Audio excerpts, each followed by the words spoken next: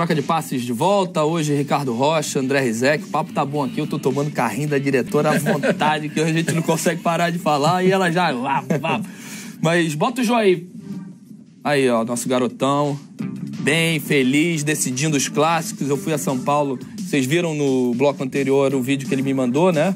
Falando que ia pagar um almoço pra mim, que tava devendo. Eu fui lá cobrar esse almoço e bater um papo com ele. A gente vai rodar agora essa entrevista.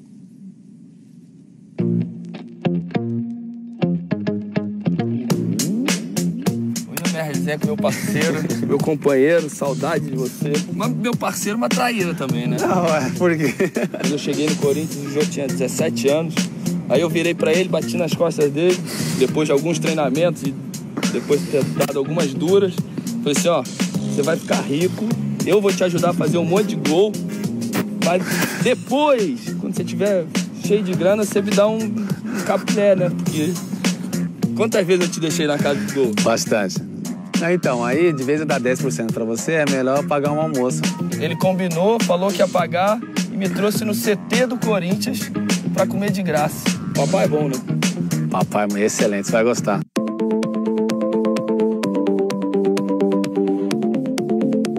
Tá bonito aí o cardápio, né? Tá bonito. Quando você chegou ano passado pro teu período de treinamentos, você chegou um pouco acima do peso. É verdade, isso aí eu cheguei realmente no ano passado e consegui já diminuir bastante, já praticamente chegar no ideal.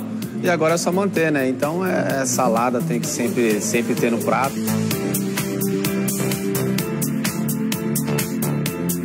Falar um pouquinho de bola agora. Como está o teu relacionamento com o treinador? O Carrilho é um treinador jovem. Cara, ele é um profissional fantástico, né? Porque o que ele vem desempenhando com a gente quase basicamente a mesma linha que o Tite, porque ele ficou 5 anos e meio trabalhando com o Tite, né?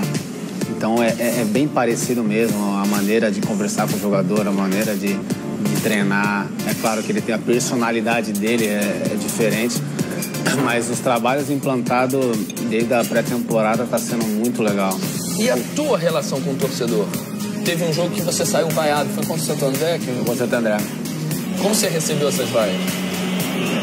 Fiquei um pouco triste, né? Pelo fato de ainda ser o começo do ano, né? Eu estar em fase de readaptação, mas é normal. E essas vaias, pra mim, foi bom.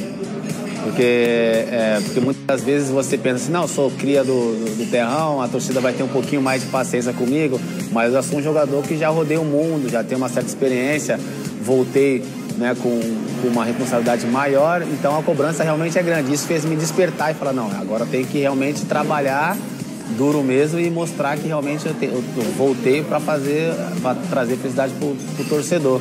E os gols nos clássicos ajudaram, né? A você reconquistar esses poucos que vaiaram naquele jogo, você definir 2 clássicos. É verdade, você sabe como é que é, né? Clássico aqui, o torcedor, eles têm uma euforia muito grande, né? Então isso me ajudou bastante a reconquistar a confiança de alguns que ainda desconfiavam, né? Depois que eu saí do Corinthians, né? Eu fui pra Europa e a gente começa a ganhar dinheiro, você acaba, às vezes, se sentindo um pouco dono da razão, não querendo escutar mais ninguém, né? Você lembra em que momento você começou a se deslumbrar? Aonde?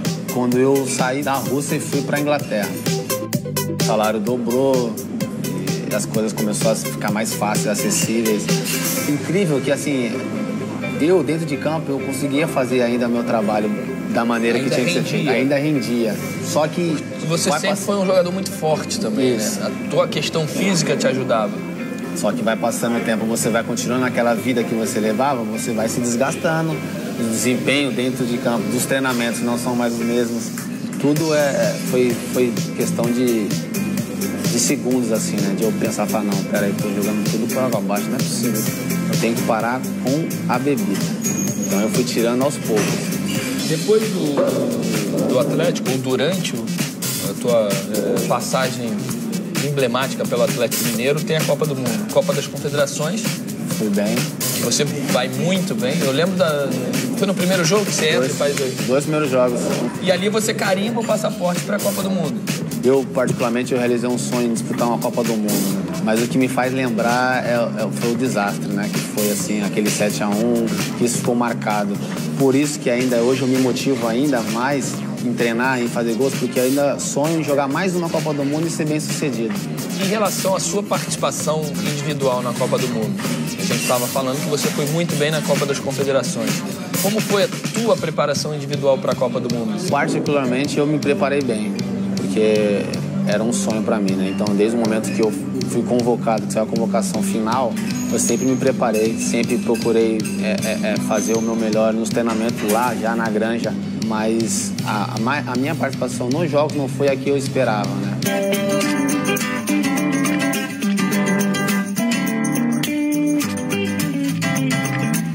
Antes dele pegar o pudim, ele chamou a Cris, a nutricionista, e falou assim: posso comer um pudinzinho?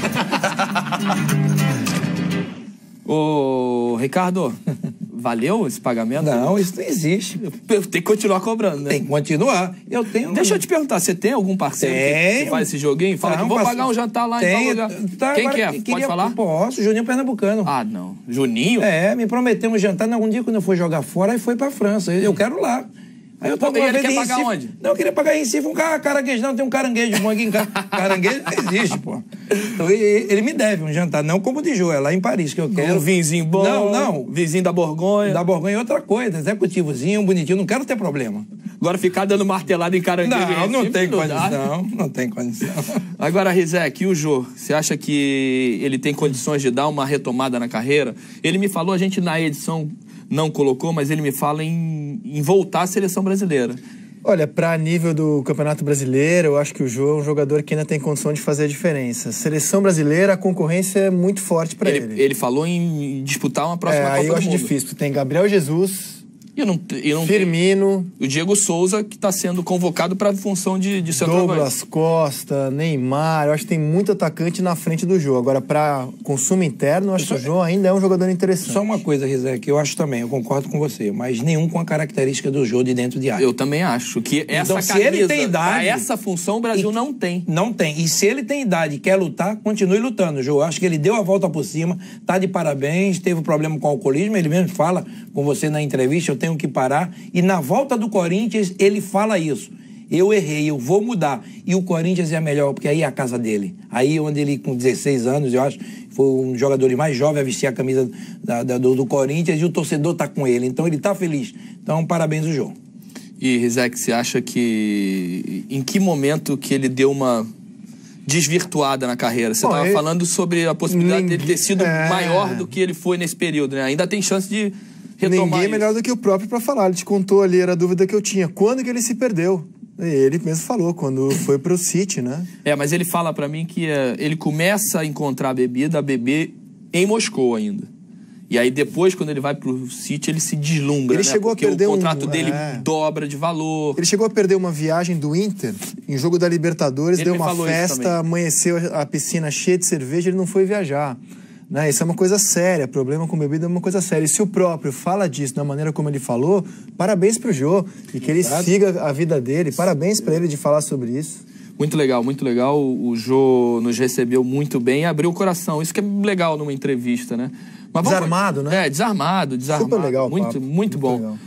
Vamos falar de Corinthians agora, porque a gente tem os números do Corinthians nessa temporada. São 83% de aproveitamento em jogos oficiais, não contando aquela participação na pré-temporada do torneio da Flórida. Te surpreende, porque você ainda... No bloco anterior, você falou que o Carille ainda não te convenceu, não tem os mesmos atributos do que o Zé Ricardo do Flamengo e o Jair Ventura do Botafogo. Ainda não vi, pode ser que ele tenha. Mas esses números em relação ao aproveitamento do Corinthians, isso te surpreende? Bom, principalmente porque tem os dois clássicos na mesa aí. Vou brigar com fato, né? Os números são excelentes. Só que no ano passado a gente teve o que tem em comum Inter, América Mineiro e Santa Cruz. Eles foram campeões estaduais com campanhas espetaculares. E quando chega o Campeonato Brasileiro, e Vasco também, né? E quando chega o Campeonato Brasileiro, quando a exigência é maior, você vê que o desempenho do primeiro semestre, os números não valem de nada. Então você tem que avaliar, para mim, o primeiro semestre, os estaduais, visando a formação do elenco. A questão do Carille é a seguinte, o Corinthians não queria efetivar o Carille, lembra? Ele foi opção Z e efetivou de uma maneira totalmente atrapalhada. E aí, talvez, por isso, eu acho que o Carille é muito conservador ainda. Ele opta sempre pelo mais conservador. O Corinthians só marcou mais de um gol em 2 partidas no ano. Acho muito pouco, contra o Luverdense e contra o Mirassol, jogos oficiais.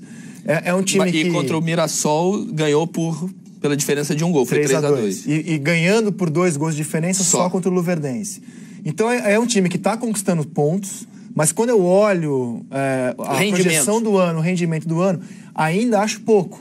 Agora, não tô aqui mas você acha para fazer julgamento definitivo do Carille, porque a gente conhece 3 meses de trabalho dele. Ok, mas você acha pouco em relação ao que o Corinthians tem de material humano, ou você acha pouco em relação ao tamanho do Corinthians? Eu acho que o Carille é conservador. Ele opta sempre pelo lado mais conservador. O Corinthians pode jogar mais do que tem jogado com esses jogadores que ele tem na mão. Pode. No ano passado, por exemplo, na curta experiência dele, o Corinthians não ficou com ele e foi procurar o Osvaldo, justamente porque entendia que o Carille era um cara inseguro, muito conservador. E ele era um treinador de defesa. Eu, como reitero, eu não quero ser definitivo sobre ninguém, eu tenho 3 meses de carreira do Carille. Pode ser que ele venha mostrar essas qualidades que eu acho que todo técnico de time grande tem que ter. Fazer o time jogar. Coragem. O Corinthians ainda não joga. Outra coisa, Roger, em relação ao Carille... Da maneira como eu acho que pode jogar. Mas o Zé Ricardo, quando você inicia um trabalho no Flamengo, se falava muito que ele trocava 6 por meia dúzia. Em relação ao Carille, rapidinho, Roger, eu acho que ele tem um problema. O elenco dele tem muitos jogadores do ano passado que não estão rendendo. Não estão rendendo esse ano. Aí o elenco ele fica curto. O material dele ainda não está funcionando da melhor maneira possível. Tem jogadores que têm que render mais. E aí o que se espera. Concordo com vocês. Vamos parar mais uma vez aqui no Troca de Passes, você participando aqui, muitas perguntas, muita participação na hashtag Troca de Passes. No próximo bloco a gente vai falar de Botafogo. Botafogo estreia na Libertadores terça-feira.